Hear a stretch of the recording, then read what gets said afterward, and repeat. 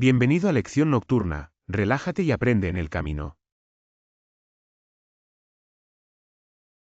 Intro, el último hombre que lo supo todos, imagina una mente tan vasta e insondable como el océano.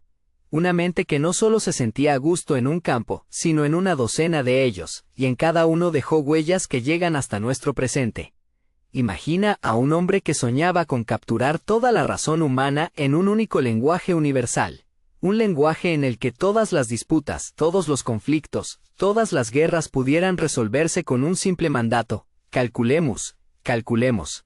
En su visión utópica, las guerras ya no se librarían con cañones, sino con tinta, y las verdades ya no se decidirían en el campo de batalla, sino sobre el papel. Este hombre no veía el mundo solo en palabras sino en símbolos, en lógica pura y elegante. En uno de sus momentos más visionarios, mucho antes de que la electricidad fuera domesticada, redujo el universo entero a sus componentes más fundamentales, el uno y el cero. Un estado del ser y un estado del no ser. Para sus contemporáneos, era un juego metafísico, una curiosidad filosófica de la que se sonreían en los salones. No podían sospechar que estaban viendo el plano del futuro, porque de esta simple idea binaria ser o no ser, encendido o apagado, nacería el lenguaje de nuestro mundo moderno. Cada correo electrónico que enviamos, cada foto que compartimos, cada latido de un ordenador, es un eco de esta sinfonía de dos dígitos. El espíritu de un genio del siglo XVII que sigue vivo en las venas de silicio de nuestra civilización. Y sin embargo, cuando pensamos en los titanes científicos de aquella época, su nombre a menudo es el segundo en mencionarse, si es que se menciona. Se encuentra a la sombra imponente de otro gigante, un hombre cuyo nombre suena como una ley de la naturaleza: Isaac Newton. La historia de este hombre no es solo una historia de brillantez inimaginable, sino también de amarga rivalidad, de traición y de un legado tan profundo que solo hoy, en la era digital, comenzamos a comprender en su totalidad. Este no es un simple retrato de un erudito. Es la trágica historia de un combate de gladiadores intelectuales, un caso criminal científico cuyo veredicto no se emitiría hasta siglos después. Esta es la historia de Gottfried Wilhelm Leibniz, el último hombre que lo supo todo. Capítulo 1. El niño prodigio de Leipzig. Nuestra historia no comienza en un suntuoso palacio o en un famoso observatorio, sino en el polvoriento silencio de una biblioteca privada en Leipzig. En el año 1652. El Sacro Imperio Romano Germánico todavía lamía las heridas de la Guerra de los 30 años, una catástrofe que había devastado regiones enteras y aniquilado a un tercio de la población alemana. En algunas zonas, los campos llevaban una generación en barbecho, y las universidades, antaño faros del saber, se habían reducido a sombras de sí mismas. Era una época de reconstrucción, marcada por un profundo anhelo de orden y armonía en un mundo que parecía haberse desquiciado. En medio de esta atmósfera de destrucción y esperanza, crecía una mente extraordinaria. Gottfried Wilhelm tenía solo 6 años cuando su padre, Friedrich Leibniz, un respetado profesor de filosofía moral en la Universidad de Leipzig, falleció. La mayor herencia que dejó a su hijo no fue dinero ni tierras, sino una llave a su vasta biblioteca privada que contenía más de 1000 volúmenes. Para un niño de la insaciable curiosidad de Gottfried, no era una habitación llena de libros, era un reino mágico. El olor a papel viejo y a cuero flotaba en el aire. La luz tenue caía sobre innumerables lomos en los que, en oro, resplandecían los nombres de pensadores y poetas de siglos pasados.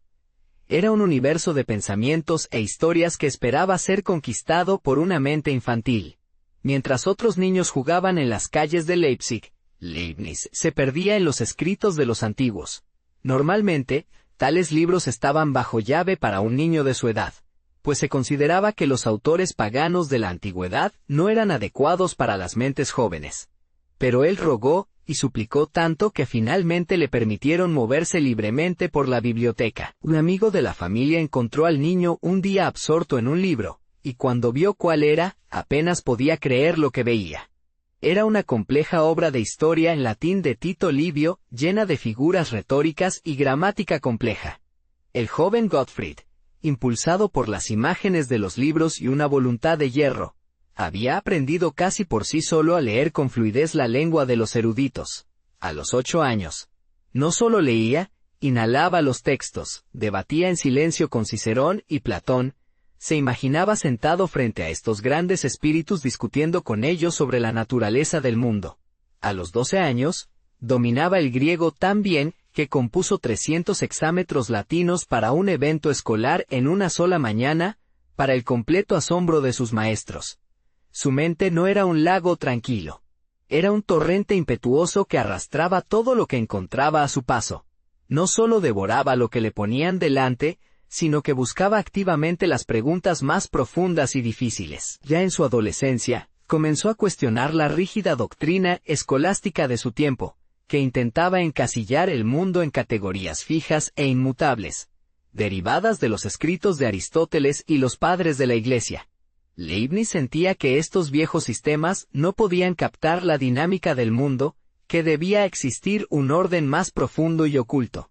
Cuando ingresó en la Universidad de Leipzig con solo 15 años, una edad en la que la mayoría de sus contemporáneos apenas luchaban con los fundamentos de la gramática, se lanzó a la filosofía. Leyó a Platón y Aristóteles, pero también a los pensadores modernos que anunciaban una nueva era del pensamiento. René Descartes, que afirmaba que el mundo era una gigantesca máquina que funcionaba según leyes matemáticas. Thomas Hobbes, que diseccionaba el Estado y la sociedad humana con fría lógica. Y Francis Bacon, que predicaba el método experimental. Leibniz estaba fascinado por la idea de que el mundo no era solo un lugar de misterio divino, sino también un sistema lógico que podía ser entendido y mejorado mediante la razón y principios claros. Pero Leibniz no era un mero imitador. Desarrolló desde muy temprano una visión propia y audaz. Y si, se preguntaba, se pudiera unir lo mejor de ambos mundos, la profundidad de los filósofos antiguos y la claridad de los mecanicistas modernos. Y si existiera un lenguaje de signos universal, en el que todos los pensamientos pudieran expresarse con la misma precisión que las ecuaciones matemáticas. Una characteristica universalis, en la que los malentendidos serían imposibles, porque cada concepto, cada relación, estaría unívocamente definido. Fue un sueño que lo acompañaría toda su vida. Sus profesores estaban tan impresionados como intimidados por su brillantez. Hacía preguntas que sacudían los cimientos de su conocimiento establecido. Argumentaba con la madurez de un hombre del doble de su edad, y desenmascaraba contradicciones lógicas en las enseñanzas de sus maestros con una precisión cortés pero implacable. Terminó sus estudios de filosofía en un tiempo récord y se dedicó al derecho, pues veía en la ley otro sistema que podía ordenarse según principios lógicos. Pero cuando llegó el momento de recibir su doctorado en Derecho, la Facultad de Leipzig se lo impidió. La justificación oficial fue su edad. A los 20 años, decían, era demasiado joven para tal honor. Pero la verdadera razón era probablemente la envidia, mezclada con la incomodidad que este niño prodigio provocaba en los profesores más veteranos. Este genio, que sin esfuerzo los había superado a todos, no encajaba en su orden establecido. Para Leibniz, esto no fue una derrota, sino una liberación. Dejó su ciudad natal, Leipzig, sin mirar atrás, y se fue a la Universidad de Altdorf, cerca de Nuremberg. Allí, reconocieron su potencial de inmediato. No solo le ofrecieron el doctorado sin demora, sino también una cátedra vitalicia. Pero Leibniz la rechazó. Un cubículo silencioso en una torre de marfil, una vida de enseñanza y repetición, no era para él. Sentía que su destino no era preservar el conocimiento antiguo, sino crear uno nuevo y cambiar activamente el mundo. Tenía planes más grandes. Entró al servicio del elector de Maguncia, y comenzó una carrera que lo sacaría del mundo académico y lo llevaría al gran escenario de la política y la ciencia europeas.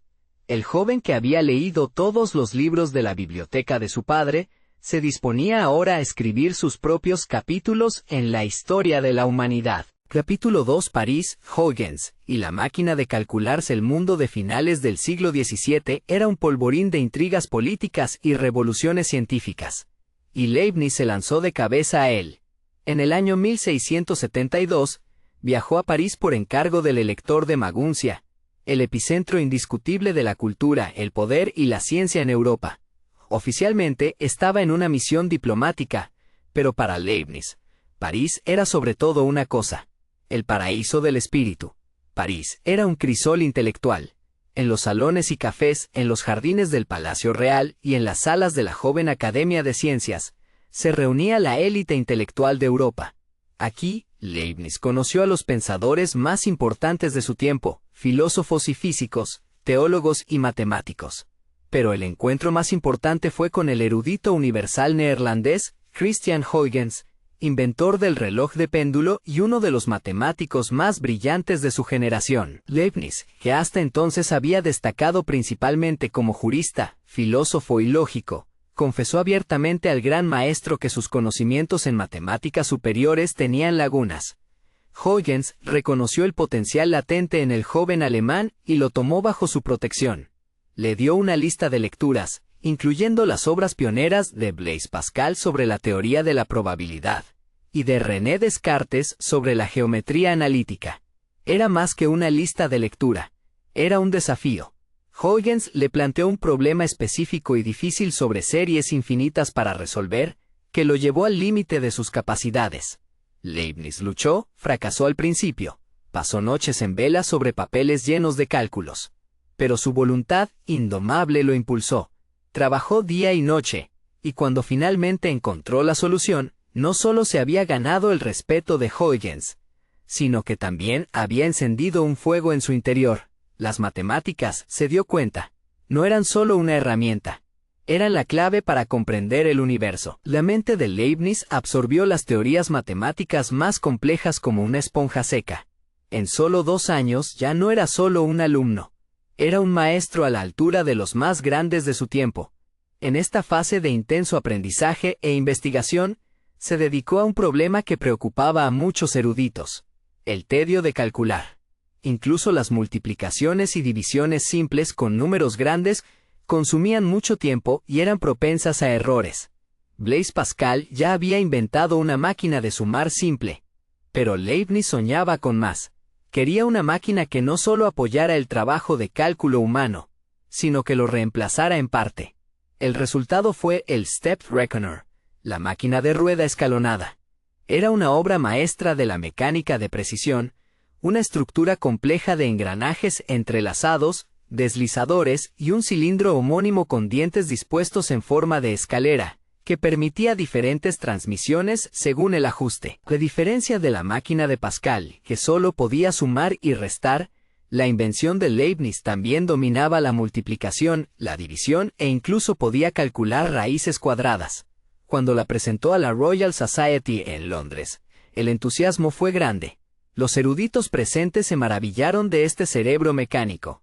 Era un símbolo de una nueva era, en la que los límites de la mente humana podían ampliarse con máquinas. Para Leibniz, la máquina de rueda escalonada era más que una simple herramienta práctica. Era el primer paso tangible hacia su gran sueño. Si ya los números y las operaciones lógicas podían representarse en una máquina, ¿por qué no también procesos de pensamiento más complejos? Soñaba con un futuro en el que 2 filósofos, discutiendo sobre un problema metafísico, ya no debatirían sin fin. En su lugar, traducirían sus argumentos a su lenguaje de signos universal. Introducirían los símbolos en una máquina y dirían: calculemos, calculemos. Y la verdad surgiría de manera objetiva e indiscutible del cálculo. Era un sueño de una audacia impresionante, adelantado a su tiempo por siglos. La idea de que el pensamiento y el cálculo podrían ser fundamentalmente lo mismo no sería retomada hasta el siglo XX por pioneros como Alan Turing. Pero Leibniz sentó las bases, no solo con su máquina, sino también con su sistema binario, que perfeccionó en esos años.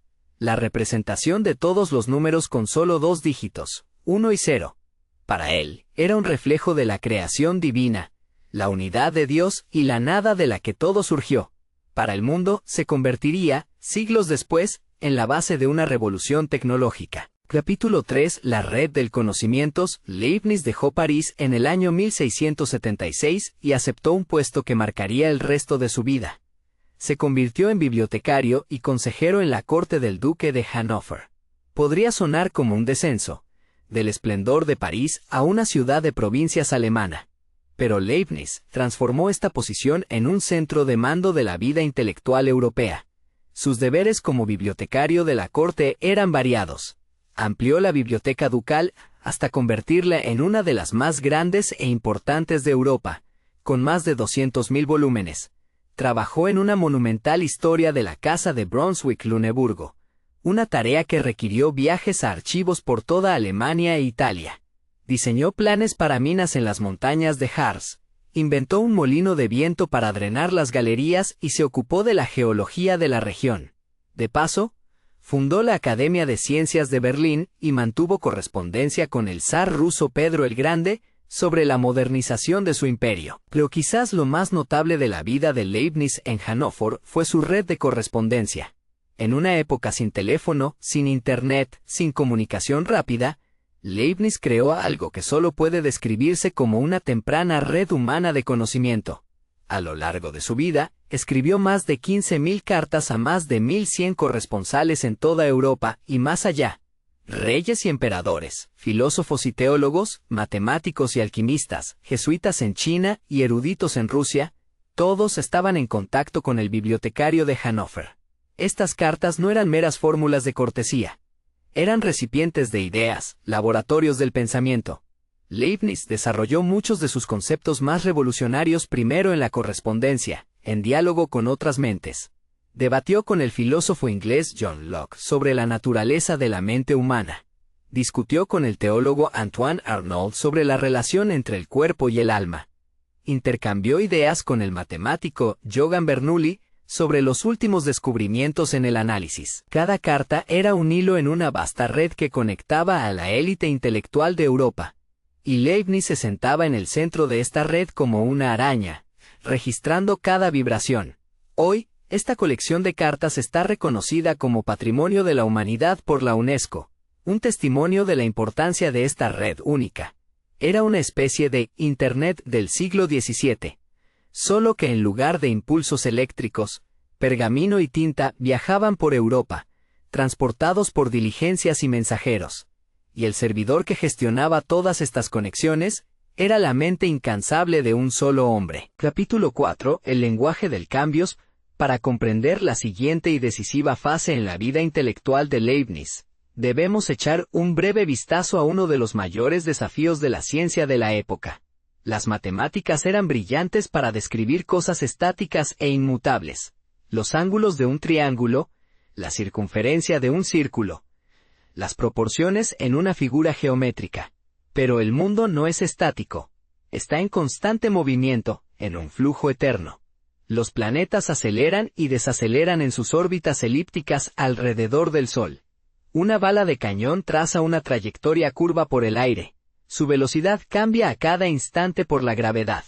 Un péndulo oscila de un lado a otro, y su velocidad alterna constantemente entre el máximo y el cero. Las matemáticas de hasta entonces solo podían, por así decirlo, tomar una fotografía del mundo, congelar un solo momento. Pero lo que los científicos necesitaban era una cámara de cine. Necesitaban unas matemáticas del cambio, un lenguaje para el fluir del tiempo mismo. Leibniz, inspirado por su trabajo en París y sus discusiones con Huygens, se lanzó a este problema fundamental. No pensaba en fórmulas rígidas, sino en procesos, en pasos infinitamente pequeños. Se imaginaba una curva no como un todo acabado, sino como una secuencia infinita de diminutos segmentos de línea recta, tan inconcebiblemente pequeños que para el ojo humano, e incluso para el instrumento más fino, ya no se distinguían de la propia curva. Se imaginaba una superficie no como una unidad, sino como una suma de infinitas y finísimas franjas, como las páginas de un libro infinitamente grueso. Llamó a estas cantidades infinitamente pequeñas, infinitesimales, cantidades que eran más pequeñas que cualquier número imaginable, y sin embargo no eran cero. A partir de esta idea audaz, casi mística, desarrolló un sistema matemático completo que llamó cálculo infinitesimal. El cálculo con lo infinitamente pequeño era una herramienta revolucionaria de un poder insospechado. De repente, se podía calcular la velocidad instantánea de un objeto en cualquier momento dado. No solo la velocidad promedio a lo largo de un tramo, Se podía determinar la pendiente exacta de una curva en cada punto individual. Se podía calcular el área bajo una línea arbitrariamente complicada y curva con exactitud, algo que con los métodos anteriores solo era posible mediante laboriosas aproximaciones. Era el lenguaje que podía describir el universo en su dinámica fluida. Se podía detener el tiempo, por un instante infinitamente corto, para observar a la naturaleza en su trabajo. Pero el verdadero genio de Leibniz no se reveló solo en las ideas abstractas, sino en la forma en que las representó, en la notación, en los símbolos que inventó para sus nuevas matemáticas. Eran tan intuitivos, tan elegantes, tan perfectamente adaptados a las operaciones, que casi hacían desaparecer la complejidad de las ideas subyacentes. Para el proceso de sumar infinitas partes pequeñas, la integración eligió una S alargada, inspirada en la palabra latina summa, suma. El signo de integral había nacido, y se ve exactamente igual hoy que en los manuscritos de Leibniz. Para el cálculo de la tasa de cambio, la diferenciación, utilizó la letra D de diferencia. La famosa notación dy dx que generaciones de escolares y estudiantes aprendieron y siguen aprendiendo, expresaba de una manera genialmente simple la relación entre dos cantidades cambiantes. ¿Cuánto cambia y cuando x cambia en una cantidad diminuta? Esta notación no era solo una abreviatura o una forma cómoda de escribir. Era una herramienta para pensar. Guiaba la mano y la mente del matemático. Los propios símbolos sugerían cómo operar con ellos. Se podían mover, simplificar, combinar, casi como variables algebraicas, y los resultados eran correctos. A diferencia de la notación de puntos, de Isaac Newton, que solo era comprensible para los iniciados y se limitaba a problemas físicos específicos, el sistema de Leibniz era universal y estaba diseñado para ser comprendido y compartido. Fue tan superior que se impuso en todo el continente europeo, y, hasta el día de hoy, más de 300 años después, es el estándar mundial.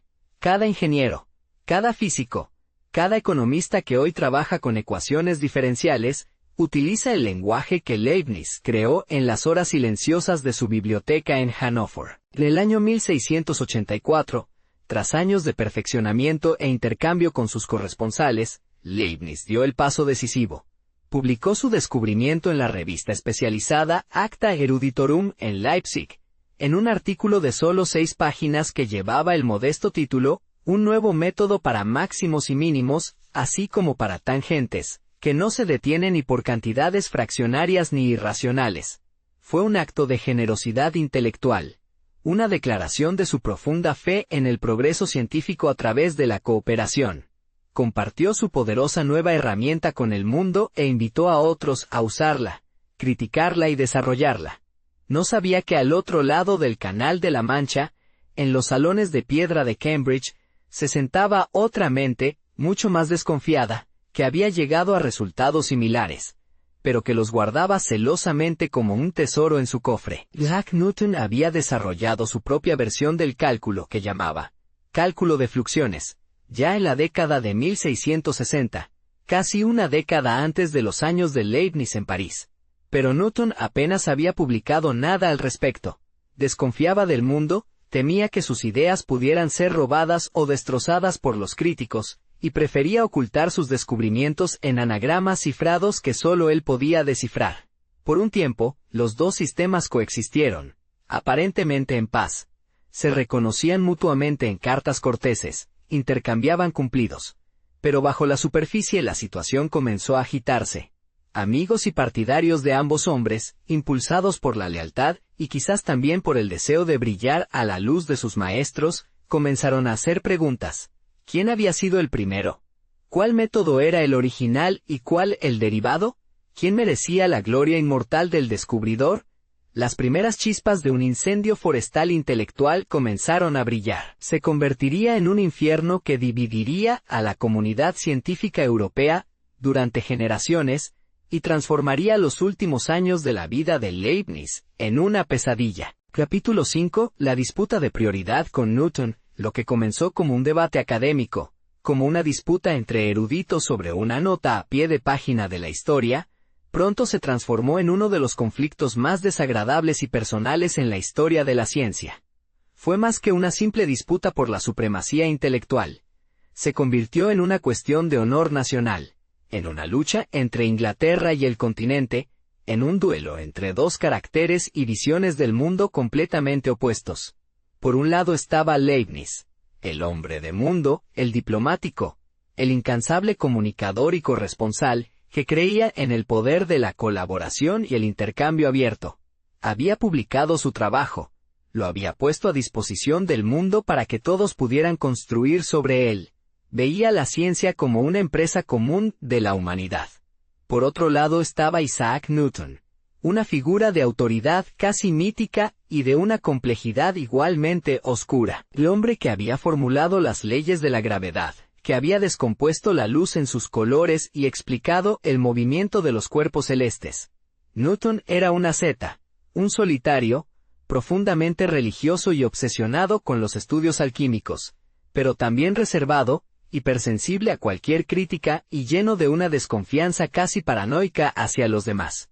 No veía el mundo de la ciencia como un proyecto comunitario, sino como un panteón cuyo trono más alto reclamaba solo para sí.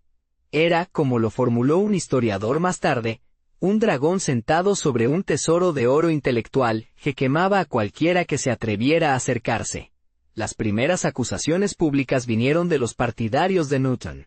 En 1699, un matemático llamado Nicolas Fatio de Dwyer, amigo cercano y antiguo protegido de Newton, acusó veladamente a Leibniz en una publicación de haber robado las ideas de Newton. Insinuó que Leibniz, durante su visita a Londres en la década de 1670, había tenido acceso de alguna manera a manuscritos inéditos de Newton y había copiado de ellos su propio cálculo infinitesimal. Para Leibniz, esto fue una afrenta monstruosa, una calumnia a su honor. Había desarrollado su método de forma completamente independiente, por un camino conceptual diferente, y su notación era obviamente muy distinta y mucho más práctica que el engorroso y privado cálculo de fluxiones de Newton. Se defendió públicamente, esperando una disculpa o al menos una aclaración. Pero en su lugar, Newton echó leña al fuego desde la sombra. Aunque rara vez aparecía directamente, incitaba a sus seguidores a intensificar los ataques, les proporcionaba munición y, al parecer, disfrutaba viendo sufrir a su rival. Uno de los discípulos de Newton, el matemático escocés John Cale, repitió las acusaciones de plagio en una revista especializada de forma aún más dura y directa, acusando a Leibniz de haber publicado simplemente el cálculo de fluxiones, bajo otro nombre y otra notación. La disputa escaló a una guerra de palabras, a una batalla de lodo librada en panfletos y revistas. Leibniz, sintiéndose injustamente atacado, se dirigió a la Royal Society en Londres, la sociedad científica más prestigiosa del mundo, y solicitó una investigación imparcial que limpiara su nombre. Fue un error fatal, porque el presidente de la Royal Society desde 1703 no era otro que el propio Isaac Newton. Newton estableció una comisión imparcial para investigar el caso, pero la imparcialidad era una farsa. Eligió personalmente a los miembros de la comisión. Sin excepción, eran sus amigos, sus alumnos y sus leales partidarios. Leibniz, que se encontraba en la lejana Hannover, no fue invitado a defenderse personalmente, ni se le dio la oportunidad de presentar sus propias pruebas. El proceso se llevó a cabo a puerta cerrada, y el acusado solo se enteró del veredicto cuando ya estaba dictado. Fue un juicio espectáculo en el sentido más estricto de la palabra. En 1712, la comisión publicó su informe, el Commercium Epistolicum Collinii et Aliorum. Era una acusación devastadora que declaraba a Leibniz culpable de plagio sin ningún género de dudas. El informe lo presentaba como si Leibniz hubiera urdido durante décadas una especie de conspiración para arrebatar al gran Newton la gloria de su mayor descubrimiento. Las pruebas se presentaron de forma selectiva, se ignoraron los documentos exculpatorios, y las conclusiones estaban predeterminadas. Pero lo peor de todo fue que el informe, como descubrieron más tarde los historiadores, fue redactado y editado en gran parte de forma anónima por el propio Newton. Fue fiscal, juez, jurado y verdugo, todo en una persona. Se elogió a sí mismo en el informe como el primer descubridor y condenó a Leibniz como un impostor y ladrón intelectual. sin haberle dado nunca la oportunidad de una audiencia justa. La publicación del Commercium Epistolicum fue un golpe del que la reputación de Leibniz en el mundo de habla inglesa no se recuperaría durante más de un siglo. Fue tildado de impostor. La obra de su vida arrastrada por el fango. La disputa envenenó la atmósfera de toda la ciencia europea. Los matemáticos ingleses, por lealtad a Newton, se negaron a utilizar la notación superior de Leibniz, y se aferraron obstinadamente al método engorroso y menos elegante de Newton. Este aislamiento intelectual retrasaría a las matemáticas británicas durante casi un siglo, mientras que en el continente donde se utilizaban los símbolos de Leibniz, el cálculo se desarrollaba a un ritmo vertiginoso. Ya no era una batalla de ideas. Era una guerra de trincheras nacional en la que la propia ciencia se convirtió en la víctima. Leibniz estaba desolado. El hombre que durante toda su vida había creído en el intercambio de ideas, en la razón y la armonía, se enfrentaba a un oponente que luchaba con armas muy diferentes, con la calumnia, con el poder institucional, con el chauvinismo nacional. Pasó los últimos años de su vida escribiendo interminables cartas, memorandos y justificaciones para limpiar su nombre, para convencer al mundo de que no era un ladrón. Pero fue una lucha contra molinos de viento. Luchaba contra la autoridad inquebrantable del gran Isaac Newton, el hombre que muchos en Inglaterra veneraban no solo como científico, sino casi como a un semidios.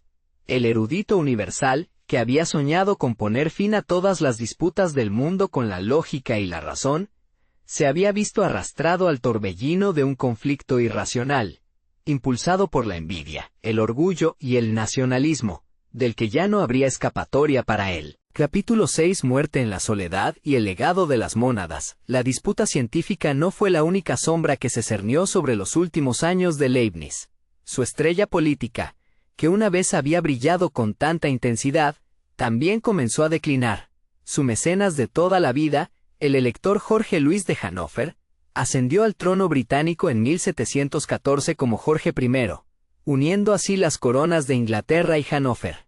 Para Leibniz, esto podría haber sido la coronación de su carrera.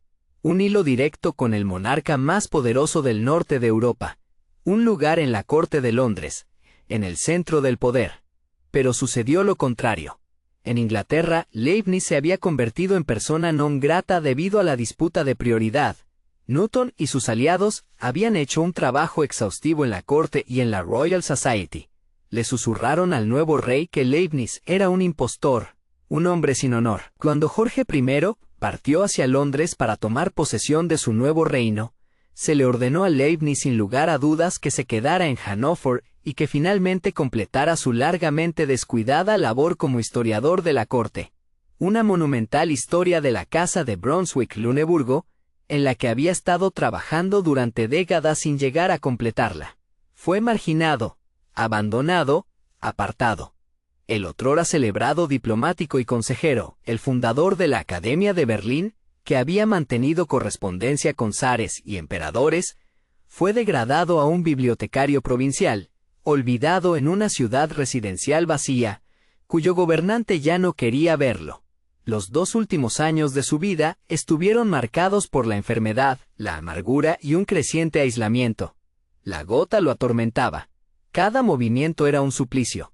Su espalda estaba encorvada por las innumerables horas que había pasado inclinado sobre libros y manuscritos. Pero incluso en esta época oscura, su mente permaneció inquieta, incapaz de descansar. Siguió trabajando en escritos filosóficos, continuó escribiendo a los pocos fieles que le quedaban y perfeccionó sus ideas.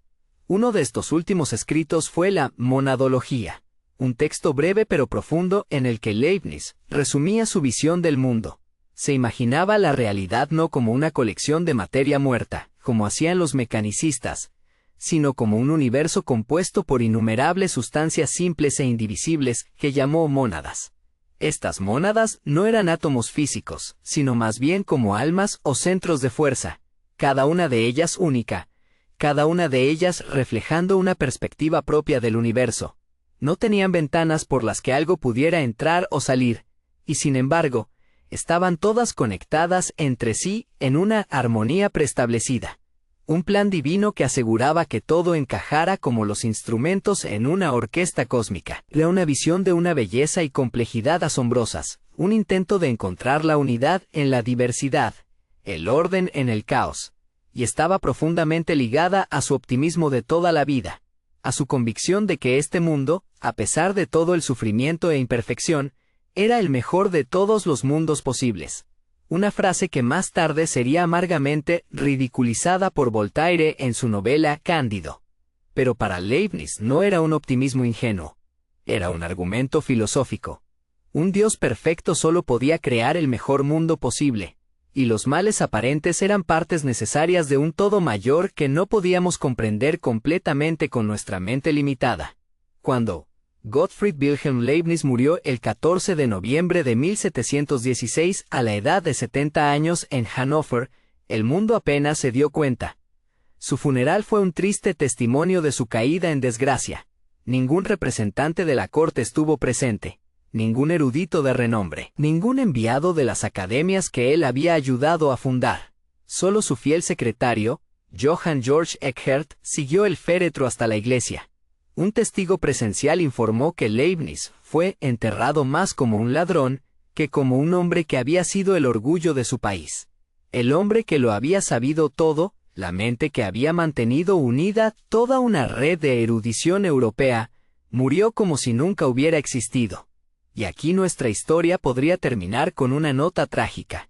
Pero eso sería solo la mitad de la verdad. Capítulo 7. El legado inmortal. Porque la historia tiene su propia forma de justicia, aunque a menudo muele lentamente, mucho más lentamente que una vida humana. Mucho después de la solitaria muerte de Leibniz, cuando los ánimos se habían enfriado y una nueva generación de historiadores y matemáticos examinó los antiguos documentos, la verdad comenzó a salir a la luz. Revisaron los manuscritos, compararon las fechas, reconstruyeron la cronología, y descubrieron que Newton había desarrollado efectivamente su método de fluxiones antes, durante los años de la Gran Peste, cuando se había retirado a la finca de su familia. Pero también encontraron pruebas irrefutables de que Leibniz había desarrollado su cálculo infinitesimal de forma completamente independiente, por un camino conceptual diferente, inspirado por otras fuentes. No hubo robo, ni plagio. Fue uno de esos raros descubrimientos dobles, en los que dos genios, impulsados por las mismas preguntas científicas de su tiempo, llegan independientemente a la misma visión fundamental. Y lo que fue decisivo, Leibniz había sido el primero en publicar su descubrimiento y en regalar al mundo un sistema que era mucho mejor, más práctico y más universal que el de su rival. La acusación de plagio, como finalmente sentenció la historia, había sido una calumnia maliciosa, orquestada por un rival genial, pero también profundamente rencoroso y egocéntrico, apoyado por una institución corrupta. Leibniz fue rehabilitado, su nombre limpiado, aunque demasiado tarde para que le sirviera de consuelo. Pero su mayor legado, la verdadera medida de su genio, solo se revelaría en un futuro lejano, de una manera que ni él mismo, en sus sueños más audaces, podría haber imaginado. Recuerda su juego metafísico, el sistema binario, la idea de representar todos los números solo con unos y ceros, que había desarrollado de joven y seguido explorando toda su vida. Para Leibniz, esto era un reflejo de la creación divina, la unidad de Dios, el Ser Supremo, representado por el Uno, y la nada, el vacío del que Dios creó todo, representado por el cero. De estos dos elementos más simples creía, todo lo demás podía derivarse. Durante siglos, permaneció como una nota a pie de página en la historia de las matemáticas, una idea elegante, filosóficamente interesante, pero aparentemente inútil y sin aplicación práctica. Hasta el siglo XX, cuando los primeros pioneros de la ingeniería eléctrica comenzaron a trabajar en máquinas de calcular que ya no funcionaban con engranajes y palancas, sino con impulsos eléctricos, se enfrentaron a un problema fundamental. La electricidad, se dieron cuenta, solo conoce dos estados simples y fiables: la corriente fluye o la corriente no fluye. Un interruptor está encendido o está apagado. ¿Cómo se podían realizar cálculos complejos con algo tan primitivo, tan binario? Y de repente, más de 200 años después de la solitaria muerte de Leibniz en Hannover, su oscura idea era la solución perfecta. encendido se convirtió en 1, apagado se convirtió en 0. El matemático británico George Boole ya había creado en el siglo XIX el álgebra lógica para ello, un sistema para tratar proposiciones lógicas como y, o y no, con precisión matemática. Y en la década de 1930, el joven ingeniero estadounidense Claude Shannon demostró en su pionera tesis de maestría que con esta álgebra booleana, basada en el sistema binario, se podía realizar cualquier expresión lógica, cualquier cálculo, con circuitos eléctricos. La visión metafísica de Leibniz, su sueño de un lenguaje que pudiera expresarlo todo, era transferible al mundo físico de los cables y los transistores. El sistema binario era el lenguaje perfecto, el único posible, para la era digital que ahora comenzaba. Hoy, en este momento, mientras escuchas estas palabras, miles de millones de diminutos interruptores trabajan en el dispositivo que estás usando. En tu teléfono, tu ordenador, tu televisor. Se encienden y apagan millones de veces por segundo, 1 y 0, 1 y 0, en una danza frenética de lógica y electricidad. Todos ellos susurran, sin saberlo, el lenguaje de Leibniz. Cada clic de tu ratón, cada letra que escribes, cada imagen que miras, cada melodía que escuchas, no es en esencia más que una compleja e inimaginablemente larga cadena de unos y ceros. Una sinfonía binaria, compuesta según las reglas que un filósofo solitario ideó en una biblioteca hace más de 300 años. El sueño del hombre que murió en el olvido se convirtió en la base invisible de nuestro mundo globalmente conectado. Su deseo, calculemos, se ha cumplido de una manera que sus contemporáneos habrían considerado magia. Hoy calculamos constantemente en cada segundo con cada búsqueda, cada mensaje, cada foto. Nuestras máquinas piensan por nosotros, en el lenguaje que él inventó. La sombra de Isaac Newton es alargada, su fama indiscutible. Pero el legado de Gottfried Wilhelm Leibniz es infinito. Es el silencioso, invisible y binario fundamento sobre el que se construye nuestro presente y sobre el que descansa nuestro futuro.